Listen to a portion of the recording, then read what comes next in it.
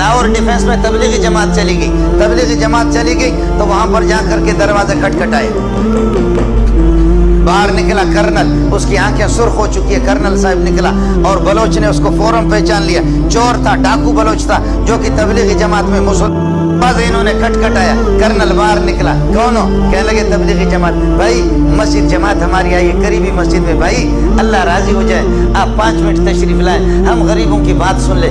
Colonel نے یہاں پر امیر صاحب کو سینے میں ہاتھ دیا، ہاتھ دے کر کے دھکا دیا، کہنے لگے جاؤ جہنم میں جاؤ، فرانس میں تبلیغ کرو، برطانیہ میں تبلیغ کرو، وہاں ہندوستان میں جا کر کے، یہاں تم لوگ مجھے تبلیغ کرتے، تمہارے باپ سے زیادہ میں جانتا ہوں، تم سے زیادہ میں خدا کے حکام کو جانتا ہوں، تم لوگ کس کو تبلیغ کرتے ہو؟ جاؤ فرانس میں۔ آپ سمجھ رہے؟ ذرا سن لینا، آپ کو مزہ آئے گا۔ ارے تو نے سارا نظام کر بیٹھ جا اپنی جگہ پر۔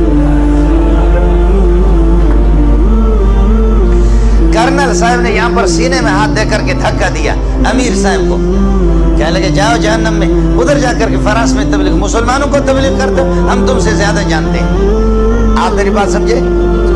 ہے بلوچ اٹھا آگے، کیا امیر صاحب ہم کو چھوڑو، امیر صاحب تم ہم کو چھوڑو، کیا ہوئے کرنل؟ اللہ اکبر، کہلے ہوئے کرنل، کہا مارچ کے فلان تاریخ کو، یاد ہے آپ کو؟ مارچ کے فلان تاریخ کو کراچی سے تو 2-3 گاڑیوں میں اپنے فوجیوں سمیت، تمہاری فیملی بھی تمہارے ساتھ تھی گاڑی میں، فوجی بھی 1-2 گاڑیاں آپ کے ساتھ تھی، آپ کوئٹہ جا رہے تھے، خزدار سے جب آپ گزرے، فلان پہاڑ پر جب آپ گزرے، آپ کو یاد ہے کہ دائیں بائیں طرف پہاڑوں پر مورچوں پر لوگ بیٹھے ہوئے تھے، اور وہاں کچھ کوئی نقاب پوش، اڑے کوئی نقاب پوش تھا، اڑے تم کو یاد ہے ایسا کوئی نقاب پوش تھا؟ اڑے تم کو یاد ہے کوئی ایسا نقاب پوش تھا؟ اور جب اس نے تم لوگوں کو آواز دی، تمہارے فوجیوں کو کہا، درمیان راستے پر انہوں نے یہ ایک پتھر رکھ کر کے روڈ بلاک کیا تھا، خبردار نہیں گزرنا، فوجیوں کو کہا فوراً ہتھیار ڈالو ورنہ ہمارے بندے بیٹھے ہوئے وہاں پر گولیوں سے تمہیں چھلنی کر دیں گے۔ تمہیں یاد ہے کہ نہیں ہے؟ تمہارے ساتھ 4-5 فوجی تھے، انہوں نے ہتھیار ڈال دیا اور آ کر اڑے، ہم نے تم سے کہا تم موبائل نکالے گا، تم موبائل نکالے گا، تم یہ ہے کہ پیسہ نکالے گا، تم نے تھوڑا سا اڑے گڑبڑ کیا، تمہارے منہ پہ ایک آدمی نے تھپڑ مارا نہیں مارا؟ کہنے لگے کرنل حیران ہے کہ یہ ظالم کا بچہ ایک چیز بتا رہا، ایک چیز بتا رہا، کہنے لگے اڑے تمہارے منہ پہ کوئی تھپڑ مارا نہیں مارا؟ کہتے مارا، کہتے اڑے وہ ہم تھا، اڑے وہ ہم تھا۔ آپ سمجھ رہے؟ وہ کہتا کہ کیا بھائی؟ اڑے وہ ہم تھا، اس وقت تو بدماش تھا، تجھ سے بڑا بدماش میں تھا، تیری جرت میں نے دیکھی، تو قسم اٹھا، تیرے آنسو آ رہے تھے نہیں آ رہے تھے؟ اللہ اکبر، اللہ اکبر۔ اللہ نے کرنل کے دل کو فوراً بدل دیا۔ میرا خالق ان قلوب بنی آدم بین اصبع الرحمن یقلبها کیف یشاء، ابن آدم کے دل سارے میرے خالق کے دست قدرت میں ہے، اللہ جیسے چاہتا پھیر دیتا ہے۔ کرنل کے آنسو آگے امیر صاحب کے پاؤں پہ پڑنے لگے، کہنے لگے امیر صاحب خدا الیاس کے قبر پر نور نور اور رحمتوں کی بارش کر دے۔ الیاس کیسے؟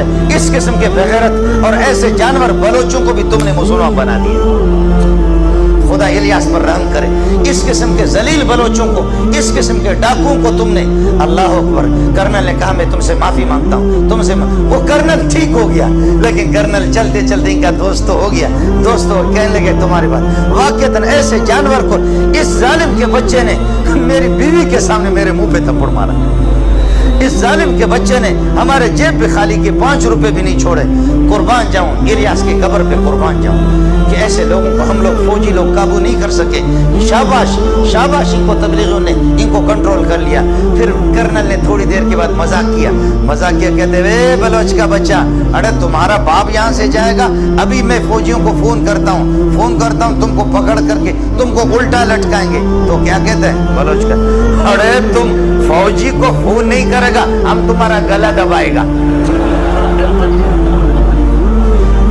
آپ سمجھ رہے نہیں سمجھ رہے؟ جی ہاں، یہ وہ لوگ ہیں کہ جنہوں نے واقعہ مجھ سے خود بیان کیا ہے، میں انشاءاللہ آپ سے ملا بھی سکتا ہوں۔ اللہ کی قسم ایسے بہت سے لوگ ہیں، ایسے بہت سے لوگ ہیں۔ آج تبلیغی جماعت میں نے عرض کیا کہ 30 کروڑ سے زائد لوگ آج ایسی جگہوں میں، ایسے بیابانوں میں، بلوچستان کے صحراؤں میں، افریقہ کے جنگلات میں پہنچے، جہاں اپنے کانوں میں انگلیاں ٹھوس ٹھوس کر کے آسمان کی طرف دیکھ کر کے اذان دے کر کے فریاد کر کے کہتے خالقہ یہاں تو ابو بکر عمر بھی نہیں آئے، ہم یہاں آ سکے، اتنا